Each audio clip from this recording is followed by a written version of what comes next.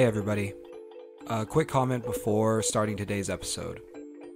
In previous episodes, what I've done is I've taken the interviews I've conducted and I've whittled them down to only include the relevant pieces for the story. This basically includes editing out all of the tangents and other aspects of the interviews that I conduct in order to create something that's condensed and more concise.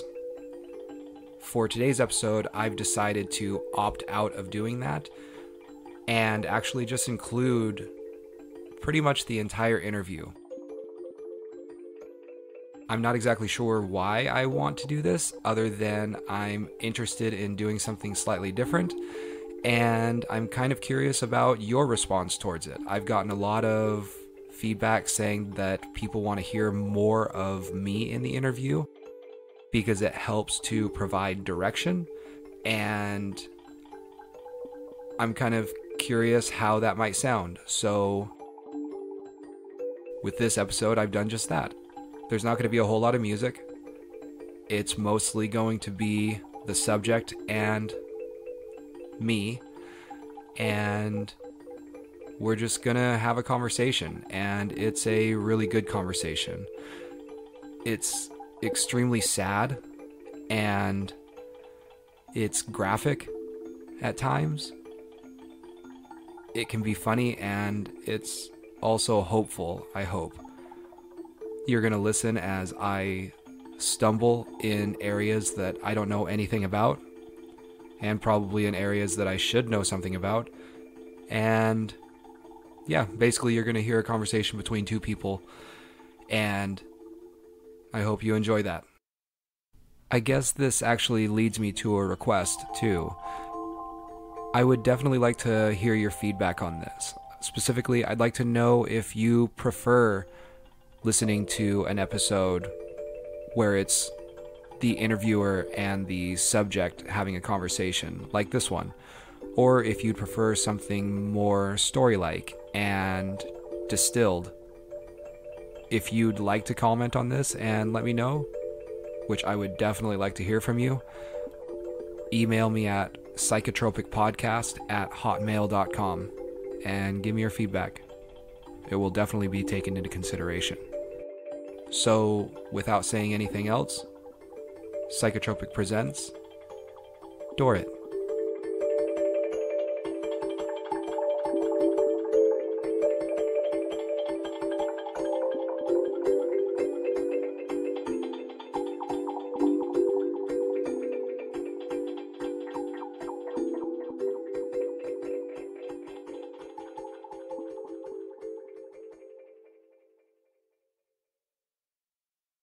Hello? Hello? Can you hear me? Oh, there you are. How's your morning been?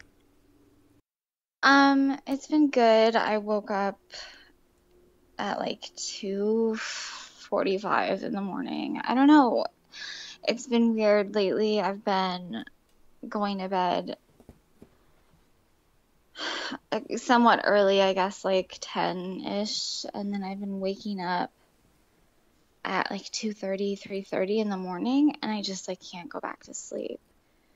So, I take, prescription medications. So I just took something and I went back to sleep. And then I woke up and I was like trying to figure out how to, get the Skype going and do the whole thing. So it's been good. And my apartment is a mess because I've just been neglecting a lot of things lately. My mom, I live up here. We live in separate apartments, but she lives up here with me. And my dad lives down in Southern California with my brother.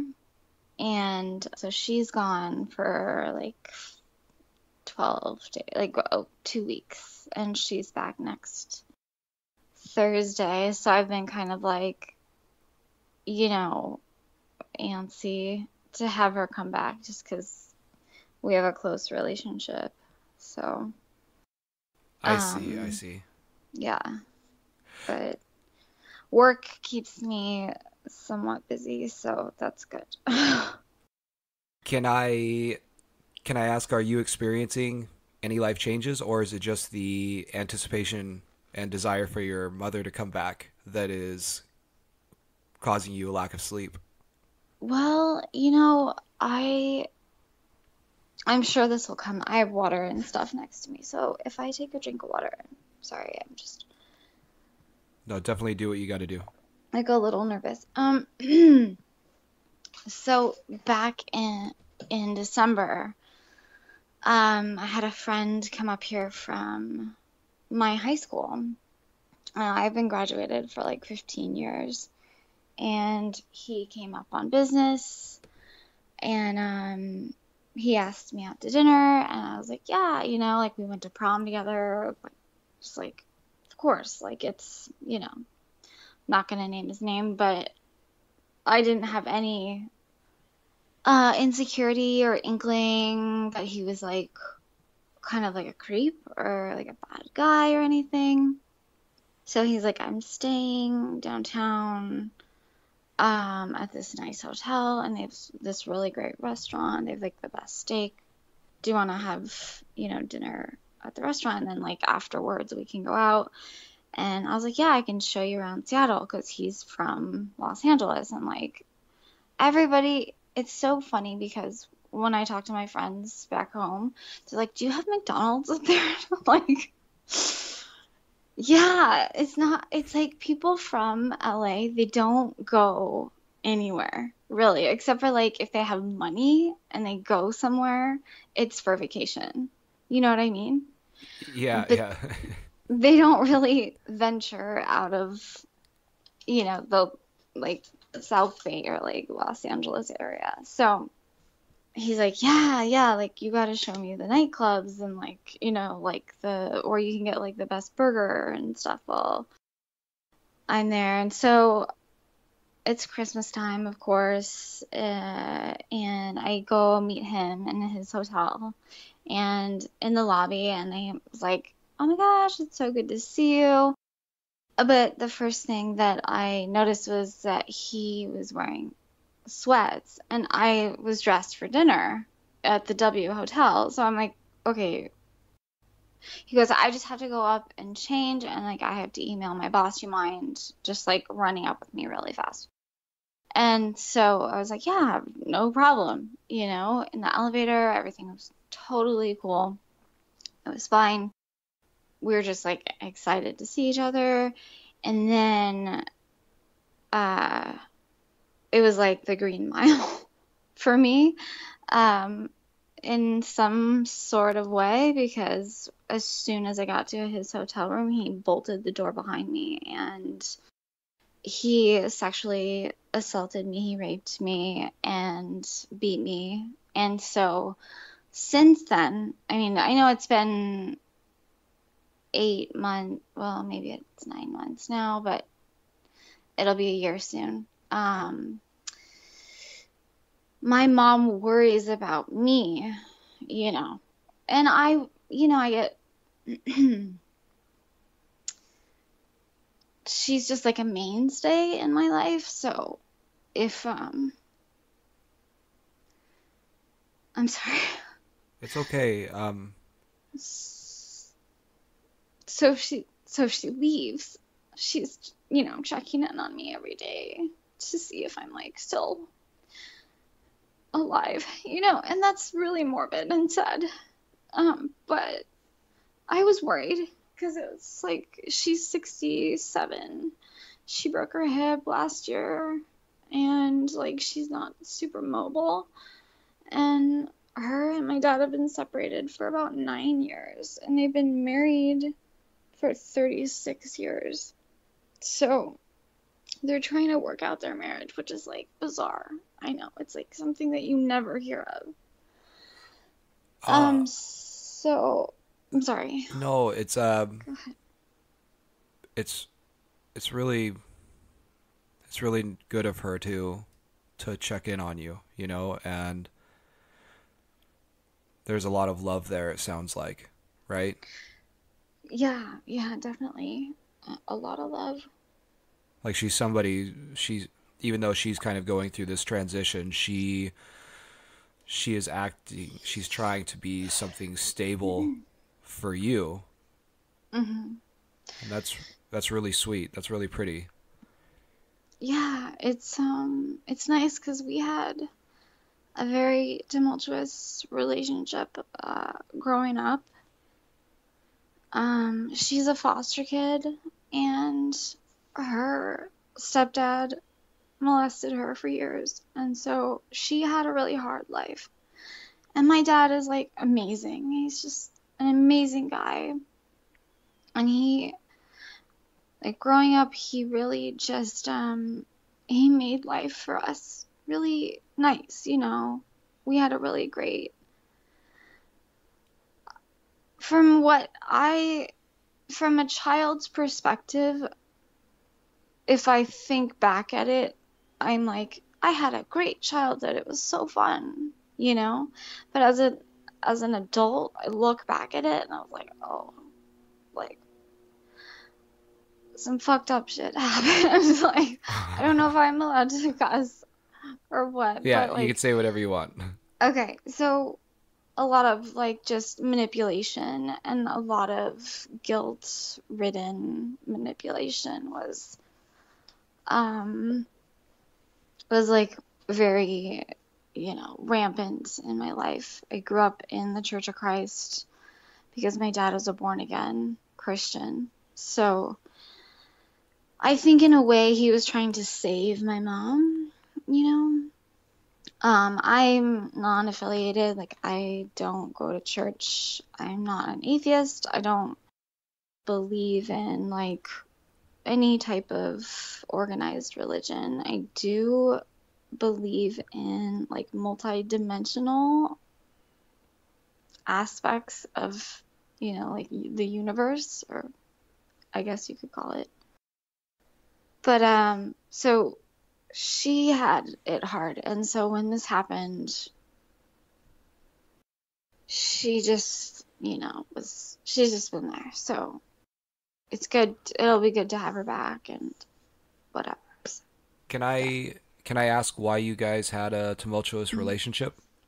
Sure. So I am the only female in my family lineage. This is like bizarre, but everybody on her side and my dad's side, all men. And so my dad, like when I was growing up, my dad like he spoiled me and he just made my life like very fluffy and like I don't think he's ever gotten mad at me, you know, still to this day. He just like is so proud to have, you know, a girl in the family. And my mom, I think like because of her childhood, I think she felt like a competition or something. And we've been through therapy, and she has said before like she thinks that, and this is not in a sexual way at all, but like she thinks that my dad loves me more than her, and that he was just trying to save her, you know, from her past and all this stuff. But it just really actually, me and my dad get along really well. We like the same sorts of things. Like we love volleyball, and like we're very active. We like the same foods. I mean, like we're super open. Like we'll just, if you want to go, you know, rock climbing, yeah, okay, sure, let's try it. Whatever. My mom like won't even get in a pool and like dunk her head because she's afraid like her hair color will come out. So like my dad looks to me to do stuff like that, like fun stuff, you know. So I think that that had like a huge part to, like a huge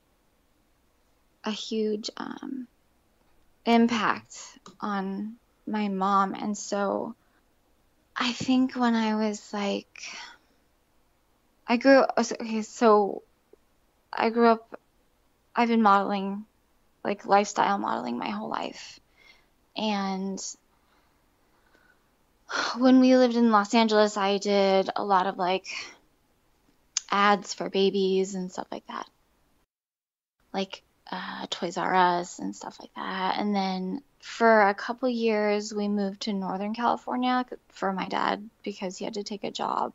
So we lived in Santa Rosa.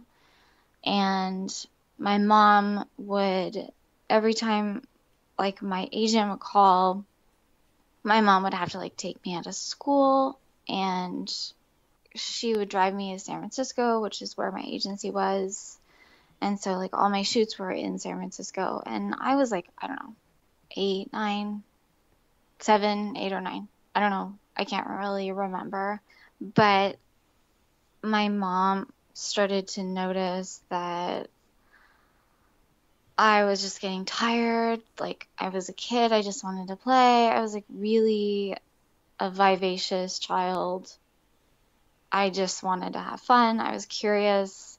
I always got into trouble. Like, I mean, I was in detention in like, like the third grade. The first time I ever got detention was in the third grade.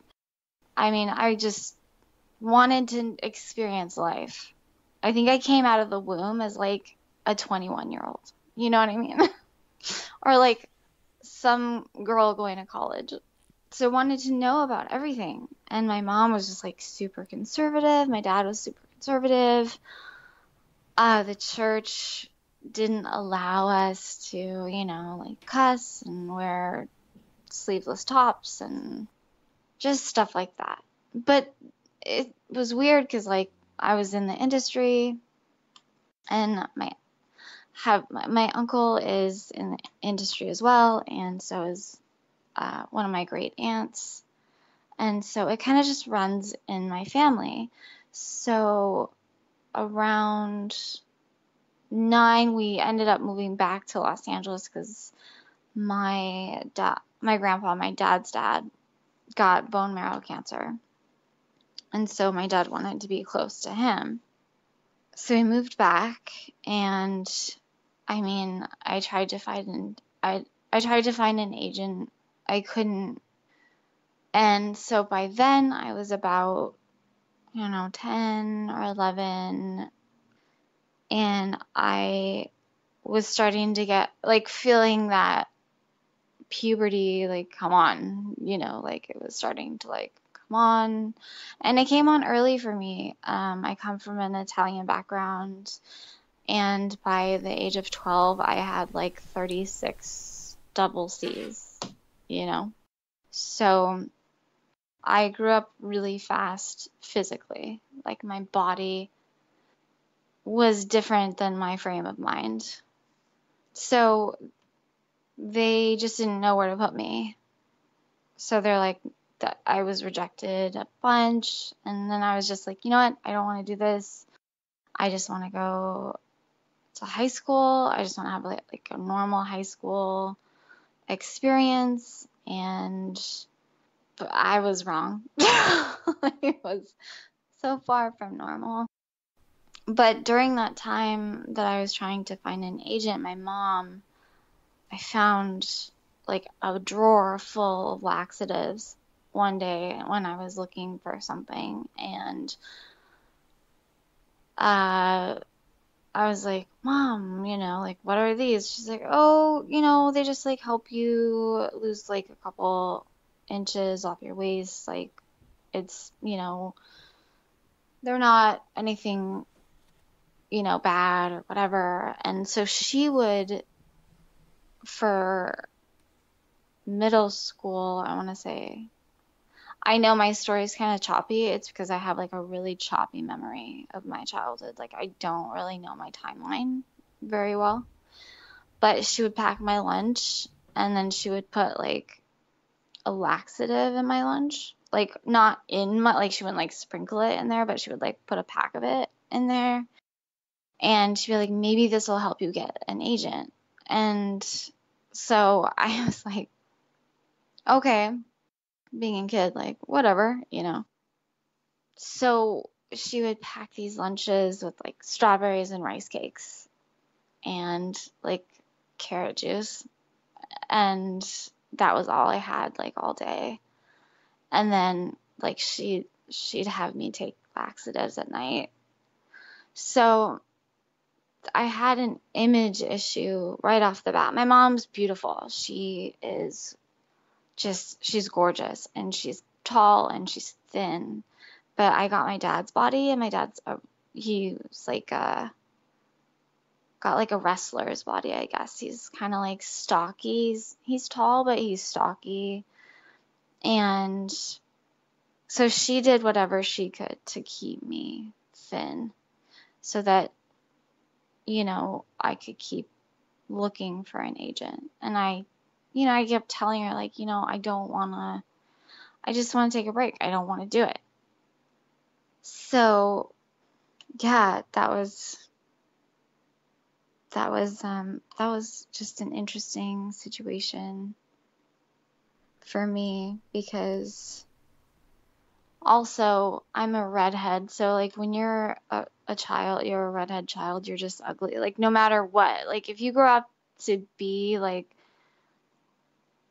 if you grow up to be pretty as a redhead, congratulations, but like when you're a redhead child, like you just look different than everybody else. You're not ugly or anything like that. You just look different. You just like have these orange speckles all over your body and this bright orange hair. And don't ask me where I got the red hair from. I don't know. Maybe I'm like related to Mario Batali. I have no idea.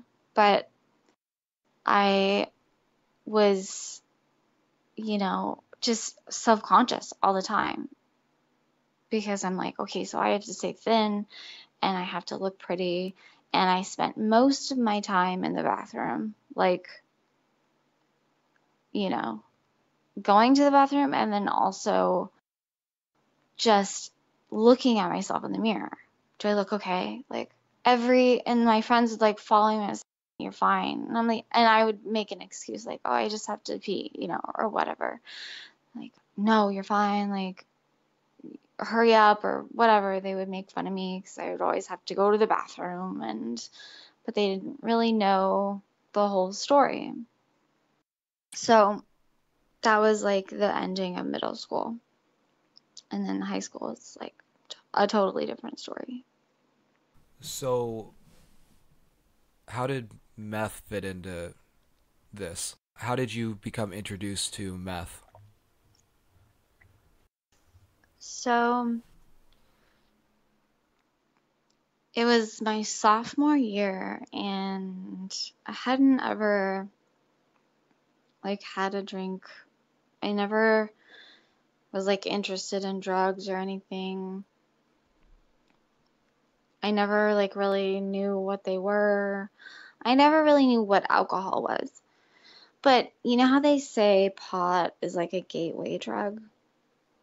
I totally disagree. I think alcohol is a gateway drug because, maybe for some people it's different, but for me, it was. I was over at a friend's house and she had a box of, Franzia rosé wine that her mom had in her cupboard. And a bunch of us were there and we just like got wasted. I was like, I don't know, 12. I was 13 because I was really young for high school. I was like, okay, wait. So I entered high school in 99. So I was 13, I guess. I think I had just turned 14. Yeah, I think I'm trying to think about. So Yeah. I liken everything to September 11th, and that I was Yes. 16 at that Hmm. point, and I was a junior, I believe, Okay. sophomore or junior. So that would have put me at 14, and you're 32. Is that what you said? Yes. Uh-huh. Yeah. So that puts you like at a year younger. So you were like 12, 13, 14 years old. Yeah, and for my grade, I was I was the youngest for my grade. I was one of there were like three other girls that were my age, but I like excelled in English and geography and stuff like that in school. So my mom was just like, you were bored, so we just like put you in, we just like wanted you in school. And my brother was a different story. Like he hated school. I mean, I hated school too, but like I didn't hate learning. He like hated learning. So I was young for my grade. So that's that story. So I was young for my grade, and I was just turning 14 because my birthday is in November. And you usually start school in September, but Wait, hold on. um, Pause real quick. okay, What? sure. When is your what's your birth date? November 2nd, 1985. Oh, okay. All right. Yeah. Yeah, I'm 1984 November 9th. Oh my God. Yeah, you're a Scorpio? Yep. Yeah. Yeah, so you know what it's like. Maybe, yeah. Yeah, I don't know if it's awesome or hell. It's it's definitely hell. No, I'm just kidding. I mean, you learn something new about yourself every day, right? For sure, for sure. Yeah. Sorry about that. Okay, keep going. No, that's crazy. That's funny. That's really funny. So where was I? I don't know. Yeah, I was young. We got wasted, and then I was like, like let me try this pot thing. And I was just kind of like, I was so self-conscious. I had these huge boobs. I was starting to like my hair. I have really curly hair, like naturally. It's just like curly and big, and it was like growing into this weird like redheaded fro thing thing. And I I don't remember where I was even going with that. Wait. I was self-conscious. So I was like, what else can I do to erase this feeling? You know? Um, and my friends were smoking pot. I had never done it before. And I didn't really take a liking to it just because I have always had well, not always, but since puberty, I have suffered from panic disorder and gastrointestinal issues and social anxiety because I felt like at the time if I were to go somewhere, like I could never go to a restaurant and eat because I would take two bites and I'd have to go to the bathroom. That's how like fucked up my stomach was from years of taking laxatives. So I was like, whatever, I'll try this pot thing. I didn't like it. It made me feel nervous. It made me paranoid. So I was like, no, no, thank you. I'll stick with alcohol. That's fine. I met my first boyfriend in my freshman year, and he like kept me clean because he was straight edge, the whole thing, the whole straight edge thing, like in the like turn of the century. Yeah, for sure. I was that guy. Were you that Oh, guy? hell yeah. When I was in high school, I was so straight edge. And I think I'm still really tame. Do you I've, have like the X's tattooed on you? oh, fuck no. Really? Like, what? Okay. Oh, wait. Okay, so confession, like, moment of Okay. truth. I did date a girl in my early 20s, and we Mhm. had been dating for about 3 weeks, and we were madly in love. I had just introduced her to my parents, and we were Mhm. driving back over the mountains back towards Seattle. I was living in Seattle at the time. Uh-huh. And we decided we wanted to get tattoos together. And so we went back to my house and we kind of drew up a couple ideas, and we ended up going with this thing where it was a circle, but Mhm. you pulled it apart into two pieces, and the pieces actually looked kind of like watermarks in a way, some sort of blotchy watermarks, almost Oh. yin yang-ish, but not. And we went down and got those each on our feet Oh that my very God. same night. So I don't have any names of girls on me, but I do have a half of a circle that another girl has the So other it's like half. a yang. You're like the yang to her yin or whatever. Like I said, it's not a yin yang, but it's But kind of it's like, kind of like that. yeah. So that's my but long story short, yeah, I was very straight edge. I was very against substances, and Yeah, then things changed. So, things changed. Yeah. yes. And now I'm Okay. here interviewing you about drugs. Well, your life Yeah, and and I'm surprised you're a Scorpio and you were straight edge, like at an early age. Do you know? I don't know. yeah. Whatever. To each their own, I guess. Everybody has a different upbringing. Well, So, I think that it kind of comes down to what social stories you want to fit in with, what you want to adhere to, or what you want to be identified with. And at the mhm. time, I wanted to be identified with a good kid because I was. I would describe as a teenager, I was a rebel back in middle school, and then in high school, I Yeah. cleaned up my act and I became a good person. When, like, I mean, just that whole typical thing, and so that was that, and then I started to become a much more natural person throughout my 20s. Okay, so Yes. you were like a just a curious 20-year-old boy who wanted to experiment? Was that kind of Yeah. like, yeah? Yeah, well, because kind of like you, I tried alcohol and then I tried pot. Pot didn't really sit with me because again, I was paranoid.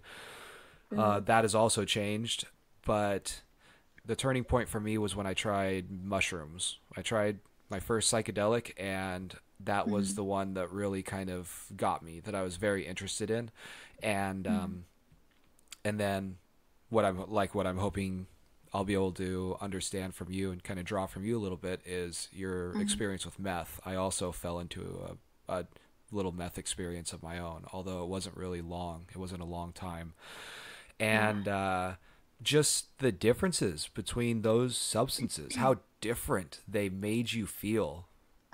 And that's Yeah. it's truly, it still is, it boggles my mind how different the conscious experience is under the Yeah. influence of those substances.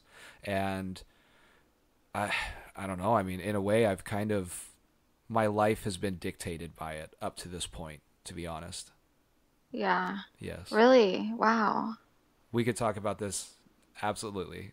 Yeah. How much time do you have? I got all the time. I got a bunch of time. I don't know if so I'm How long are these episodes? I don't know I if should I should send you a link. Okay, so here's what I do. I'm gonna be okay.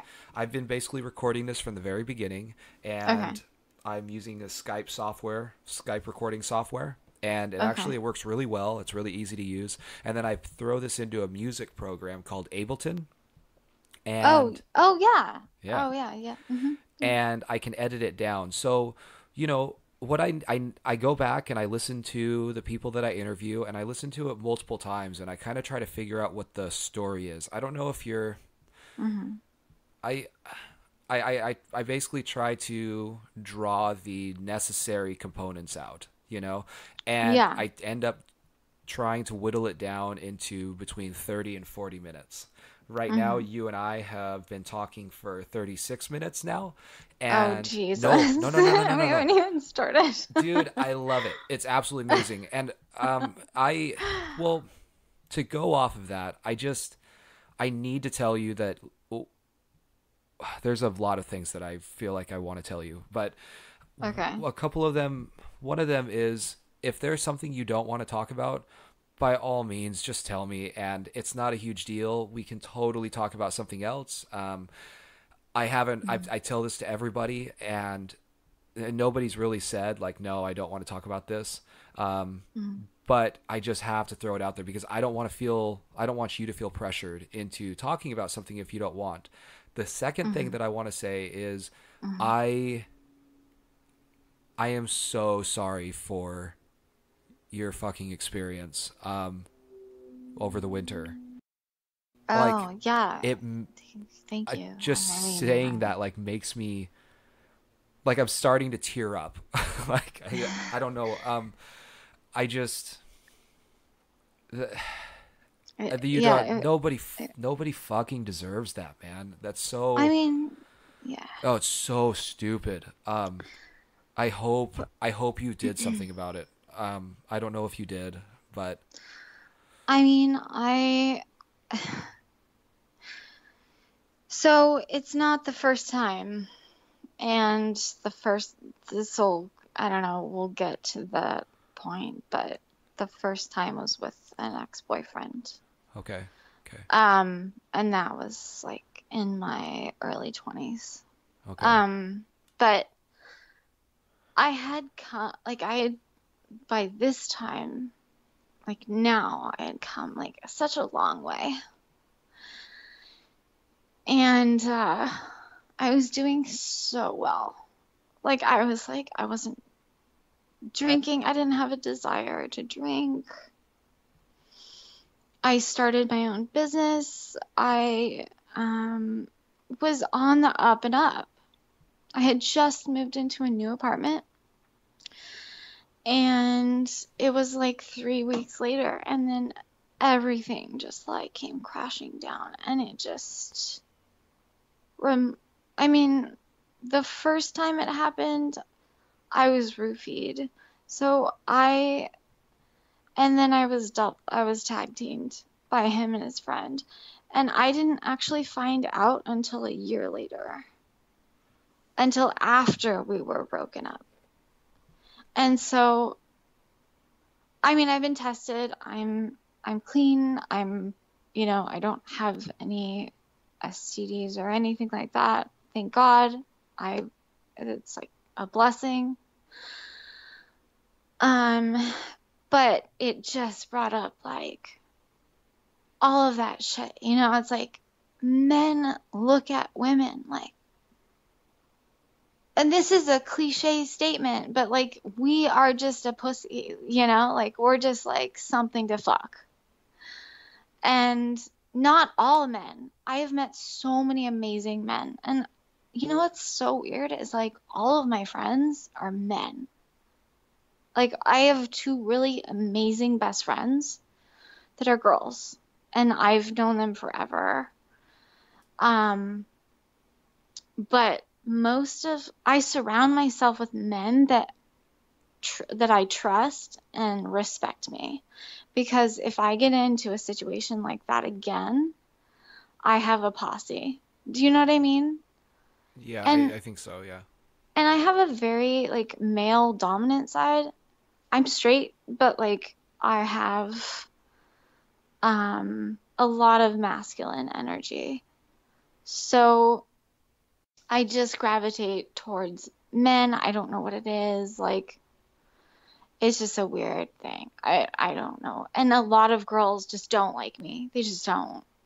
I'm like that meme, where there's like 10 hot dogs in the girl's mouth. And they're like, I only have guys as friends. But What? have you seen that? No, no. I feel like anybody who listens to this will be like, oh yeah. But it's not like that at all. I don't suck any of their dicks. Okay. Oh my god.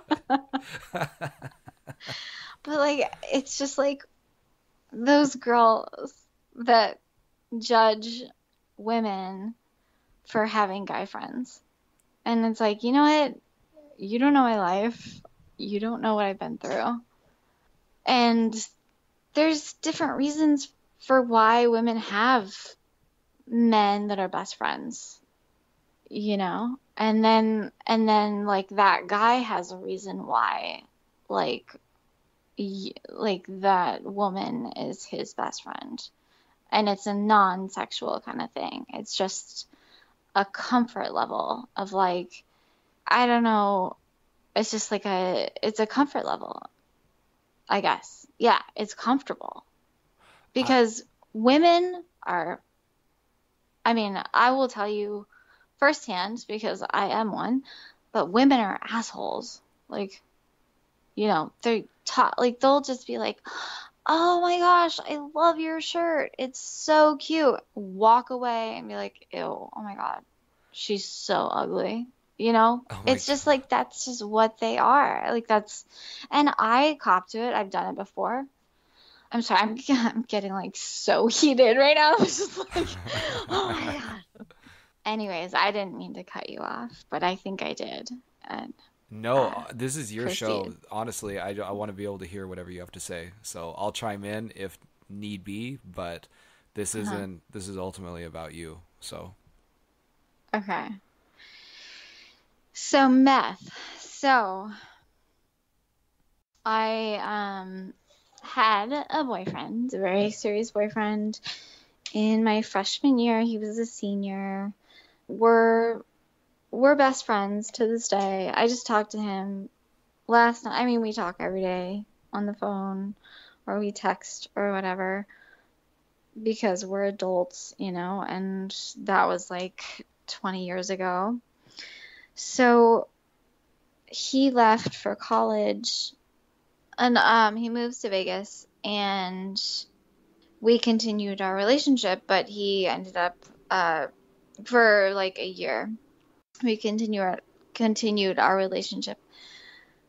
And so here's the thing about me. I didn't lose my virginity until I was 19 because I was so sexualized in high school and middle school that it just freaked me out.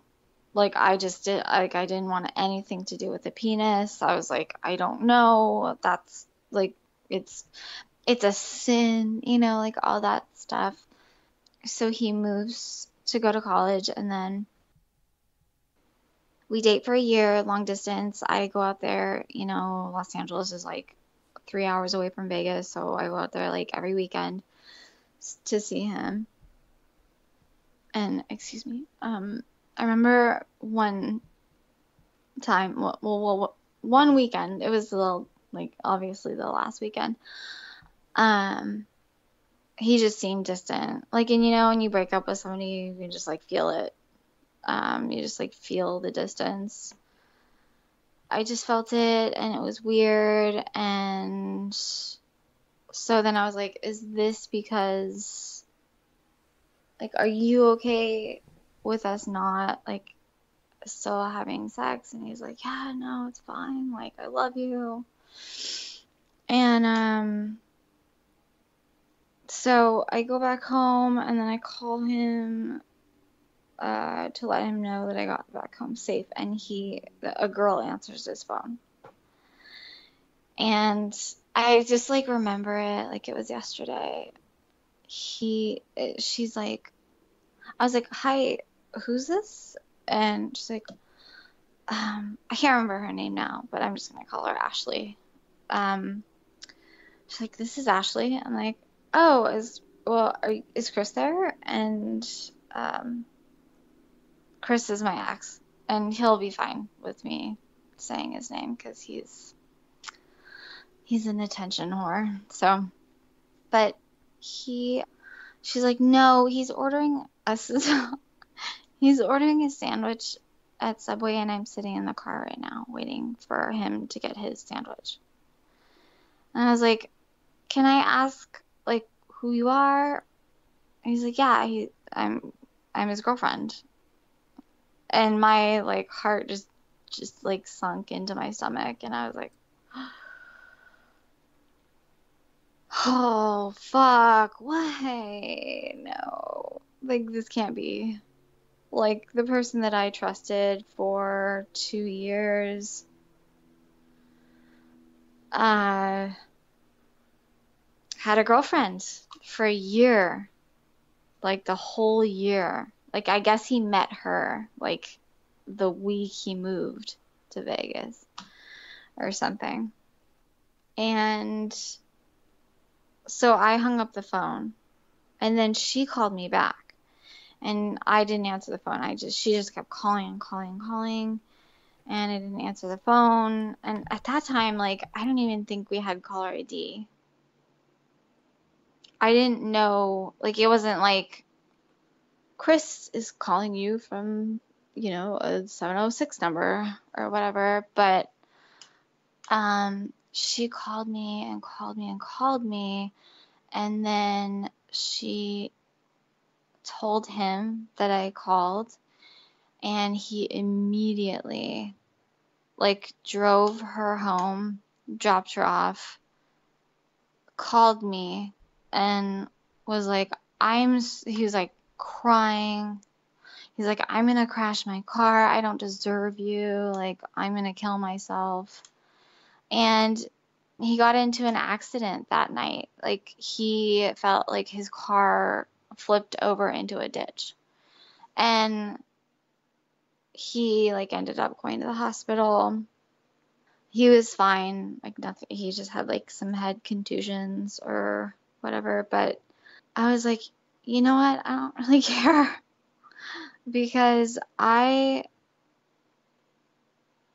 a Scorpio, so I'm loyal till the day that I die or you die or whatever. And sometimes it's a detriment to my character.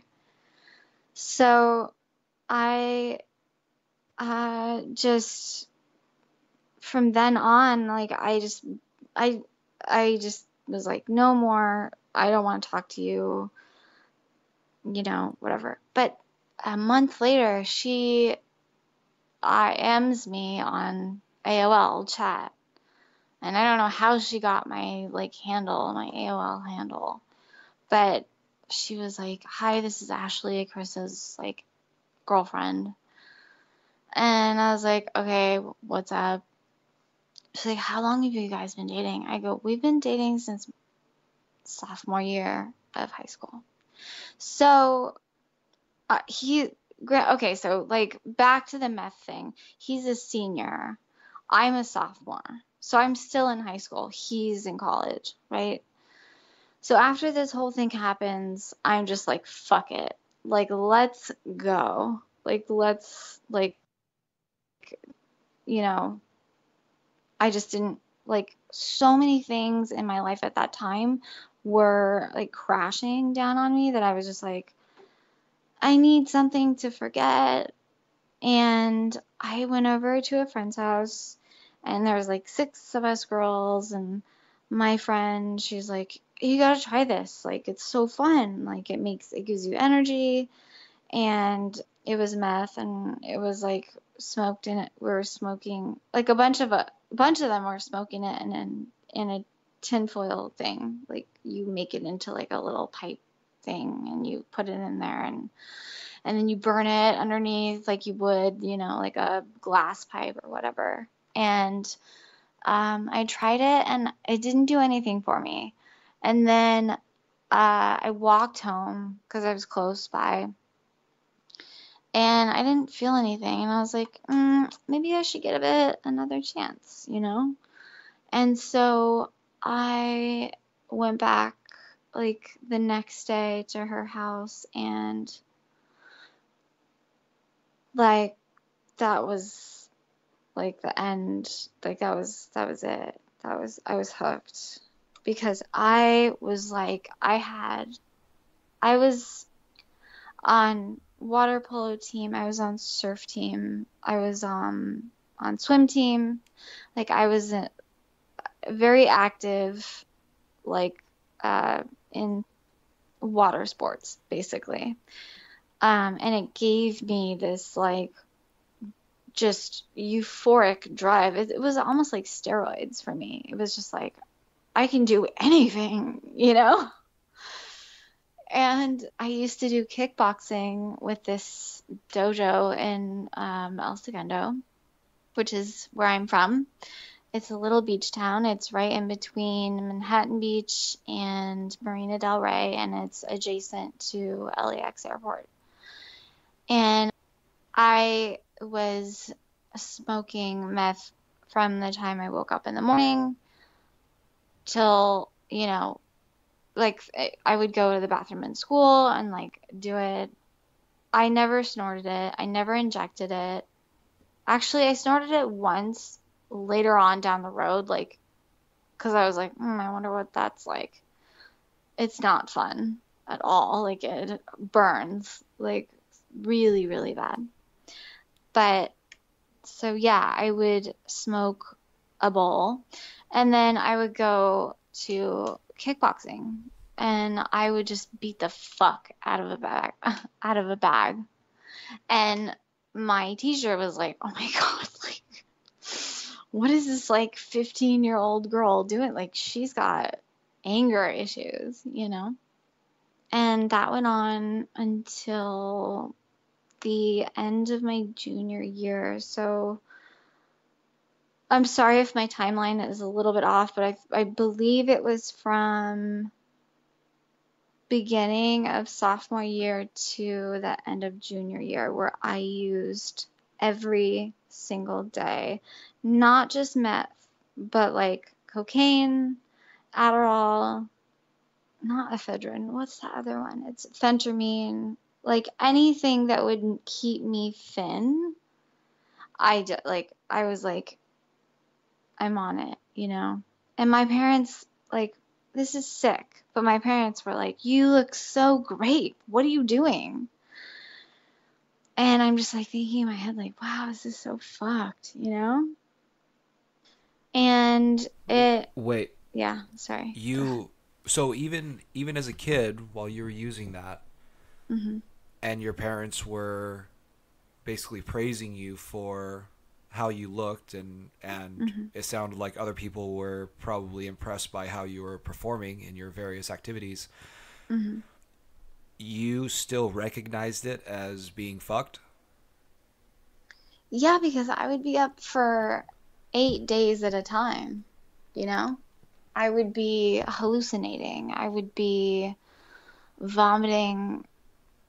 Like, I mean, I wouldn't eat for days on end. I mean, I couldn't swallow anything, you know? It was just, it was like it was very noticeable. Like, I had these huge boobs and I was 110 pounds and I'm almost 5'7" and I just looked emaciated, whatever that word is, right? Is that the right word? I believe so, yeah. Yeah, okay. And people praised me for looking like that. And I was sick. I was so sick. Like, I was exhausted from working out every day, from smoking all the time, from, I didn't even know anything about pills either. I think towards the end of my meth use was when I like got into pills. But I used meth as a way to get praise from people because I wanted to look like this skinny, like thing. And I thought, like, well, maybe if I do, then, maybe I'll get an agent and I'll be able to get into acting and, like, whatever, I'll do this. My life will change and, all the things that you think when you're high. And so I remember one day, and my mom, coming from the background that she came from, she was oblivious. My dad was a workaholic. I mean, I love him. He is amazing. But he was gone half the month, half of a month. Like he would be home for a week and a half, and then he'd be gone on business trips. So it was just like me and my mom and my brother. And I remember like when shabby chic was really popular. Do you remember like the rattan like furniture with it was kind of like a flowery I don't know. Anyways, you probably don't. My mom was like super into it and they had just opened a store on Melrose and so she's like, "Let's go to this store." And I had just smoked like a fresh bowl of meth. And I was like, okay, all right, sure, like let's go, let's do it, you know. And I just remember like getting in the car, we're driving there, we go into the store. I'm not feeling well. I think I'd been up for a couple days. I hadn't eaten probably in a week. I maybe had like some saltine crackers and like, you know, water, obviously, because it gives you dry mouth. For those of you who haven't done meth before, it gives you like crazy dry mouth. On the way back, I felt like I had to throw up, and I was like, Mom, can you please pull over? Like, I think I'm gonna throw up. And she's like, well, just don't throw up in my car. And I was like, okay, well, can you pull over? And she's like, we're on the 101. Like, I can't just pull over, you know, on the side of the freeway. It's like traffic hour. So I ended up like rolling the window down and just like vomiting blood and bile. And I was like, okay, I have to stop. This has to stop because I can't, I don't feel good. I look sick. I look emaciated. And it's just boggled my mind that nobody noticed that. Like, it just was like a norm, you know? Like, everybody was. My friends were all skinny and like, that's the way that they wanted you to be. It kind of suggests that even before you had done meth, the laxatives kept you pretty Mm. skinny. You stayed pretty skinny. Yeah, I was always skinny, but I was never skinny enough for my mom because she was naturally like 90 pounds. Like she was just like, she could eat, well, not naturally. She, you know, she would eat. She was a vegan and then she was a raw foodist. So she would only eat like fruits and vegetables. And so she was not naturally 90 pounds, but she kept it, it was like keeping up appearances. Like I didn't know that it was like not natural. I just thought she was naturally thin, and I'm like, I'm never gonna be like my mom. I'm never gonna be as skinny as my mom.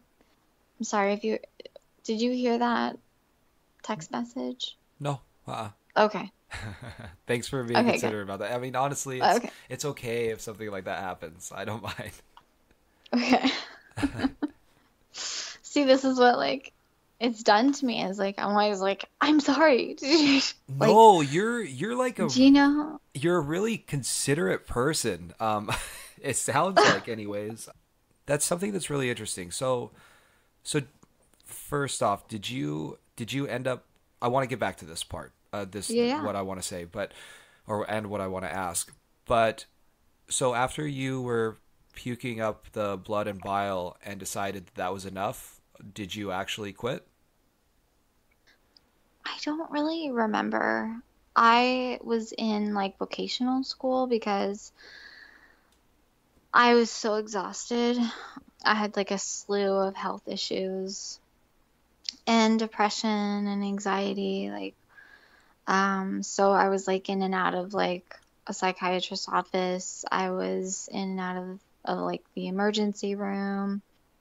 So I don't really remember. So I was like in vocational school, which is where you go and there's like 8 kids in your class and you like learn high school on a computer. And it was like when Ants came out, that you know that Pixar movie? It was like the first Pixar movie or something, and like I had to play Ants, but it was like on a computer and it was like specially formulated for like math problems and not meth problems, math problems, but um but also meth problems. All right, yeah, yeah. So I think I just like being in there. I saw the kids. I was with, and like at the time I was very judgmental, like about myself and other people, and I was like, I don't want to graduate with these like crazy people because I didn't think I was like an addict. Like, of course, you never think you are.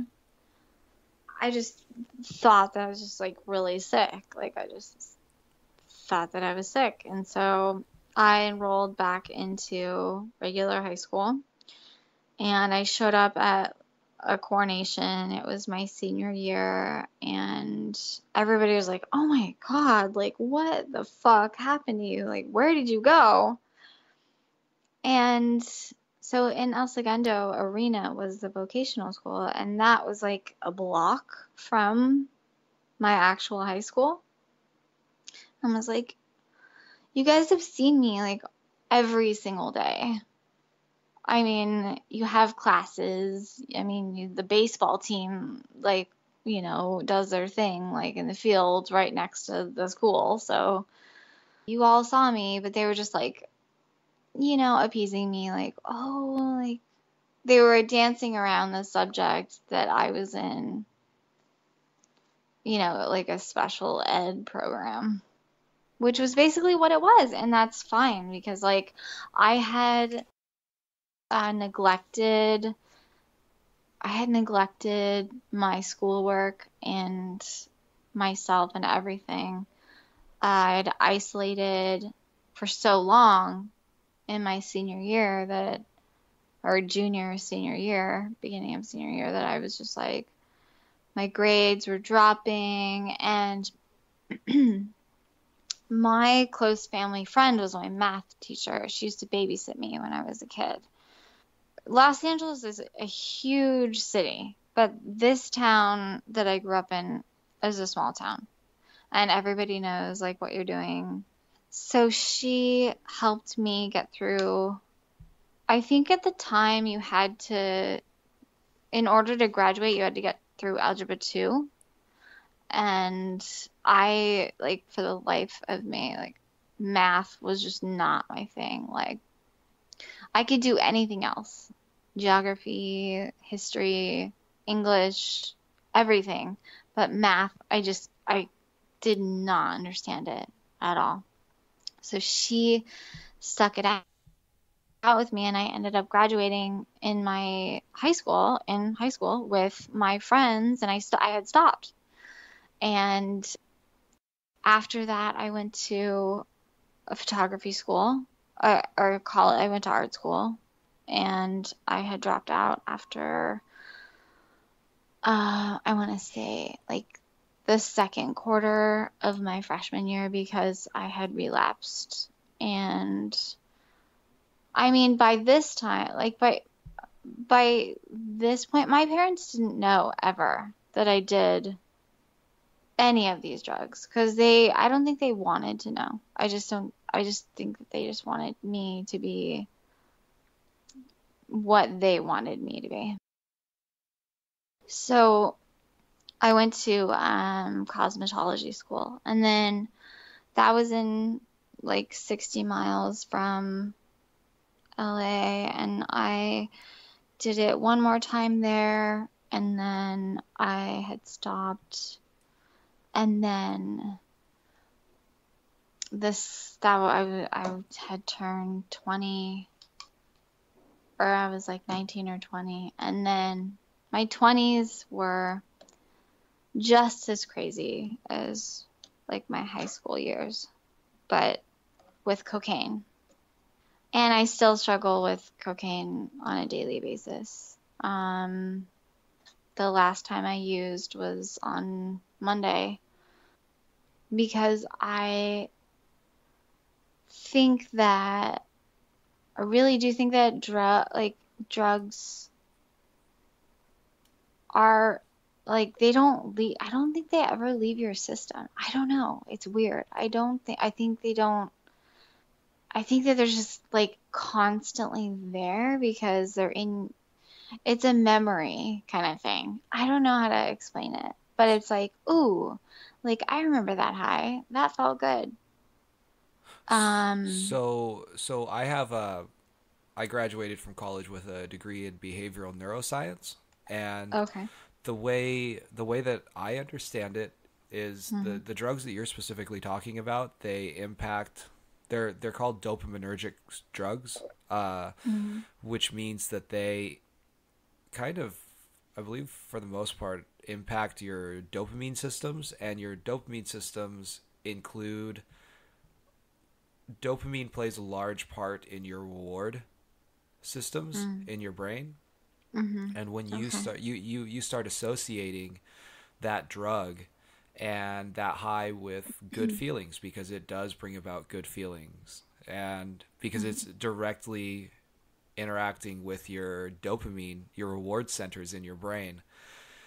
So yeah, it does turn into a very potent memory, that gets filed away as being a good experience, even though I would probably bank that the come downs that you've experienced are absolutely horrendous and they suck. Would I, right? Yeah. I Yeah. mean, like, I'd have to agree. Yes. um, but you still, after that come down, Mm-hmm.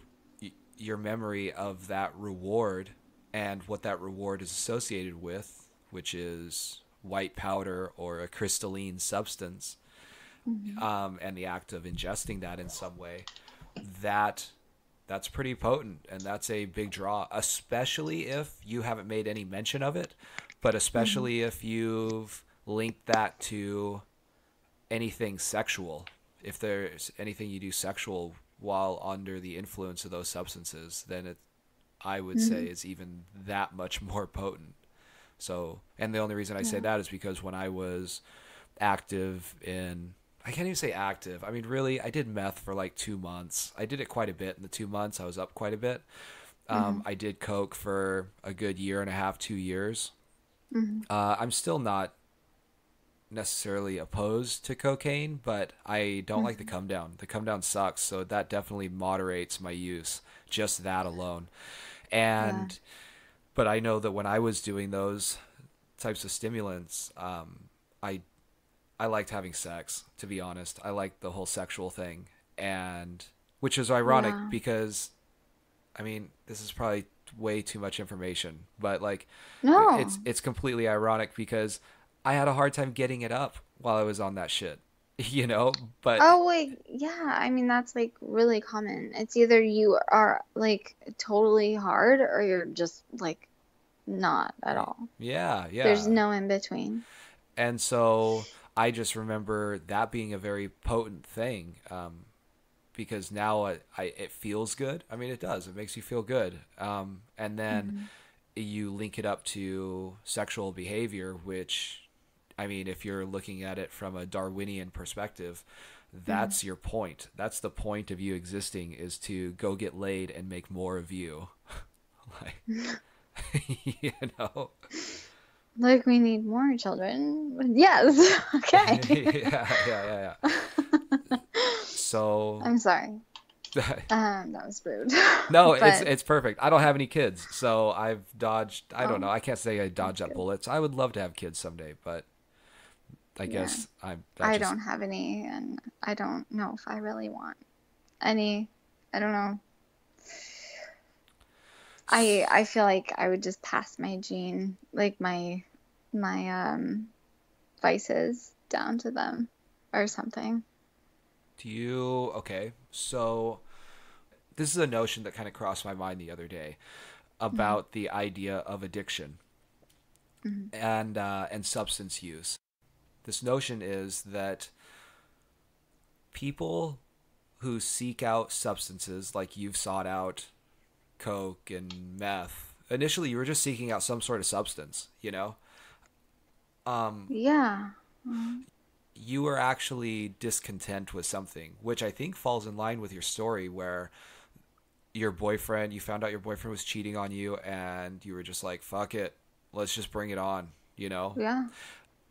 I would say that maybe you were trying to escape something from your mind. You were trying to escape something that you maybe didn't want to think about. And maybe there was growth that needed to take place that you just weren't willing or ready to do. And so you found an easy way to avoid that, which was these substances. I I have a I don't No, I 100% agree with you. yeah, Like I 100%. but Like so that's the whole point of it. to me, I almost look at that as a type of drive, not the act of using a substance, but the fact that that there was a part of you that wanted to grow, that was questioning something, and it was difficult, you know. Hmm. Hmm. And I don't, and it was probably a hard thing, and I don't think that everybody has the capacity to present themselves with those hard things. And you obviously, in my this whole theory that I'm forming, you obviously did, but you chose to avoid those things through substance use. And so I can't help but think that I don't think you're necessarily passing on a gene that makes them predisposed necessarily to substance use. I think I would say it's equally as accurate to say that you are passing on a gene, like a driven gene, a gene that it equals contemplation, you know? And then it's your job as a parent to instill in your child the desire and the willpower to face that need to contemplate head on. You know, that's really actually like something that I never thought of. And that's really true because I'm really driven as a person. And when I realized that I didn't want to be in vocational school, I was like, okay, like I'm gonna work.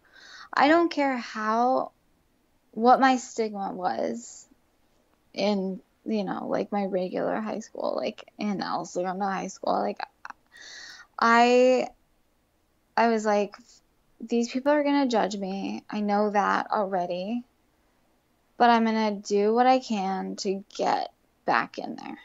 And I did that. And I've done that in different ways with multiple things in my life. Like I've been called the comeback kid like multiple times because like I will isolate, I will use, um, I will just disappear, and then all of a sudden I'll be like, I got a job like as an executive like assistant at this, plastic surgery office, which is actually true. And that was like right after like this huge thing that had happened. Like it was just like a long it's just another story that I have, but yeah. So I mean, honestly, it sounds like you are driven and you oftentimes, or at least sometimes, want to face challenges head on. And I think from the sounds of it, my interpretation of what you're telling me is there are certain things that, like you said, your parents just wanted to make it really easy for you. And I don't think that making things easy instills that sense of facing hardship because you don't know what hardship is. Like you don't learn to face right. hardship by avoiding it. You learn to cope with it. You face hardship and you cope with it, and that's how you get better at it. And So true. yeah. That is so true. Yeah. So, I mean, going back to the whole children talk, like Yeah. maybe you don't want to have children, and that is totally fine. But I wouldn't I wouldn't not have children out of fear of passing on an addiction. I'm not Freud. I'm not Jung or anything. My degree is kind of psychology based, but it's a fucking bachelor's, you know. By Well, no means am I an expert. you finished, right? Yeah, I finished, sure. So there you go. All right, fair enough. But just from my interpretation and the way that I'm kind of listening to you, yeah, I don't know. I can't help think like you're really introspective and you've been really open and honest, and you're extremely considerate, which I'm curious about your take on this, especially this part. It kind of seems like from your story, your mom has has been inconsiderate at times, or at least has kind of been blind to what's going on with you. And the thing that comes to mind is you having to throw up in the car and Mhm. her response to that. But at other times, Mhm. she's been extremely considerate, like with her Yeah, being like, down in California and wanting to come mm, back. mhm. I just Yeah, well, now, I mean, like, that's the whole thing. Like, that's where this all comes into play is like in 2009 when they separated, I came up here and I went to Cornish and I did like 2 years at Cornish College of the Arts. And I've always wanted to be in the industry, but I was like, I want to direct, like I want to write, I want to produce, whatever. And they had just like started this program for uh like post production and production. And so I was like, I'm on it. And I came up here with my mom because some of my mom's family is up here. So she was like, I'm going to Seattle, fuck it, fuck you. Let's go. And I was like, well, I'm gonna follow my mom, like because she like it's like, like how dogs like it's just so sad to say, but it's like you could beat your dog, but they still love you because you're their owner, you know? And I felt like my dad is okay on his own. He is like, he's just like, all right, whatever. Like you got to do it. My dad's a workaholic. He'll just stick his head in his work and that's fine. He's okay with that. He grew up in the 50s and like the 40s and the 50s. And so that is like a time where you just worked. And my grandpa, came over from Ellis Island, and my grandma, I think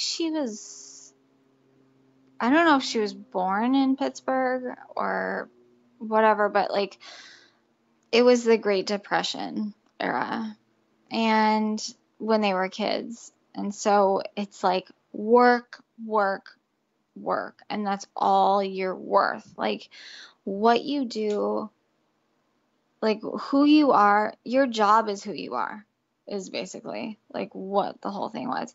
And my dad like understood the 90s. He's like, all right, I get it. Like, people like they don't want to work for these big companies anymore. Like they want to like have freedom and they want like women's rights. And he was like cool about it, which was weird for like a conservative Republican who voted for Bush twice and Reagan and, whoever else came before Reagan.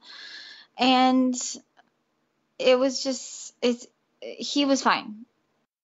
So I came up here with my mom because also my mom has like Hashimoto's, she has like a thyroid issue because of all of the years of like abuse to her body, like that she inflicted upon herself. And I feel like I have like even though she treated me like total shit, I have this responsibility. I'm like my dad's fine, but my mom, like I was afraid. So I applied to the school that was closest to her. And we fought it out for years. I mean, I told her that she was a shitty mom and she's sensitive. I mean, we're all sensitive. And like, I feel terrible about saying that. Even to this day, I like every birthday and every Mother's Day and like every Christmas, I'm like, Mom, I love you so much. Like, you were never, ever a shitty mom. Ever. Like, you tried your best because you wanted me to have the opposite life that you had. And I just like, I admire her for like so many things. I mean, like, she could have beat me, she could have done so many things. Like, I mean, yeah, there were a lot of like things that she did to me, but like, it was more like manipulation. And like, manipulation is different. Manipulative abuse is different than emotional or than physical abuse, right? Okay.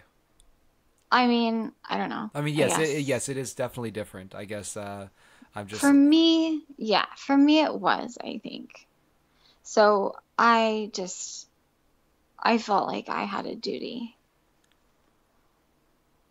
So I to followed her to to figure out, like, to work it out with her and to take care of her. And like, I don't know. I don't even know. To this day, sometimes I'm like, why did I come up here with my mom at like the worst time? You know? That's amazing. It's weird, but it was like an instinct kind of thing. It was like a woman to woman instinct. And she's a Leo. I don't get along with Leos at all.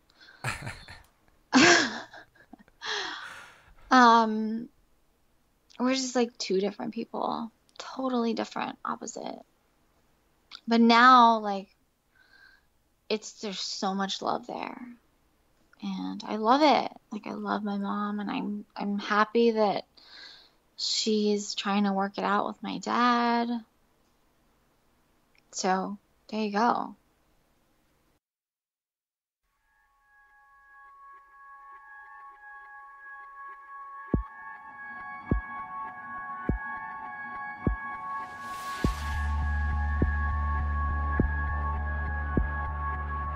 This episode was produced by me, Philip Johnson. You can find a list of all songs used in the description section of this episode. If you liked what you heard, please subscribe. Also, leave a review. I'd really appreciate it. Lastly, if you have a story that you'd like to share, I'd love to hear it. Shoot me an email at psychotropicpodcast@hotmail.com and let's make something happen. Thanks again, everybody. See you next time.